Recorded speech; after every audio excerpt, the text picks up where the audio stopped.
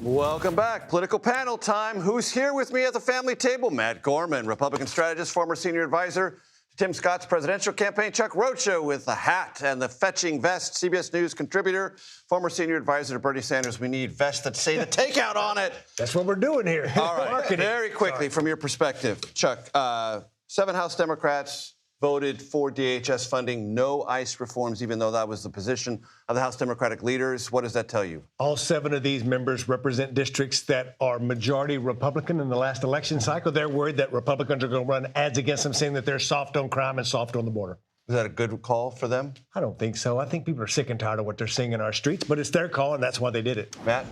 7 of them have brain cells, at least, because we're going to run ads saying that they want to abolish ICE. We've seen this movie before. It's not like this is theoretical. 2020 abolished, defund the police, also abolished ICE back then, 1.0.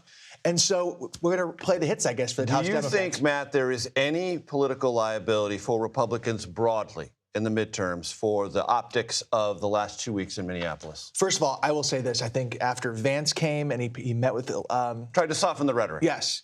Keith Ellison yesterday as well, reports are. I expect de-escalation. That's what I'm also hearing on the ground. So I think that's going to be a positive issue going forward. I also think this. Adam Jentelson, a member of your party, often says this very well. If you're arguing to abolish law enforcement, if you're arguing, it doesn't matter what the context or the little idiosyncrasies are, that is a hard argument to make and easy for Republican ad makers. Matt is right. They're going to run ads against these 7 people anyway, saying they want to abolish ICE, just like I'm already going to make an ad saying that they've overreached and people don't want 5-year-olds arrested in our streets. The Republican National Committee said today, Matt, it is going to have a midterm convention. Maybe in Dallas, maybe in Las Vegas, maybe they've announced. I'm not quite up to speed on that, but wherever it is this a good idea? Why would you do this? Look, it'll be good to see you at that convention, like you started the last one.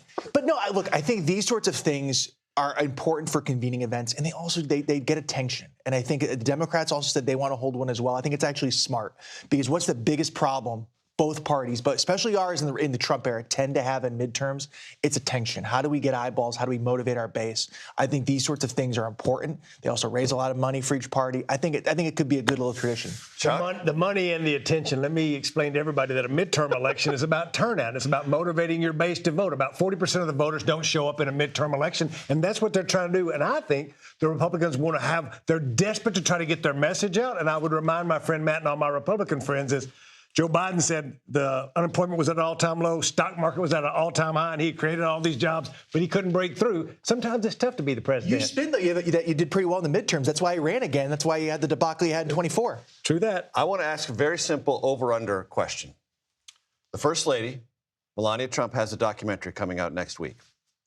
$40 million commissioned by Amazon to get it. $35 million ad budget to support it. She's going to be at the New York Stock Exchange, I believe, on Wednesday to publicize it. Over, under, Matt, $10 million is it made at the box office, yes or no? Over, under? Over 10. Over 10. Yeah. I think it's under 10. I just don't think there's a lot of appetite for it, but I could be wrong. Why?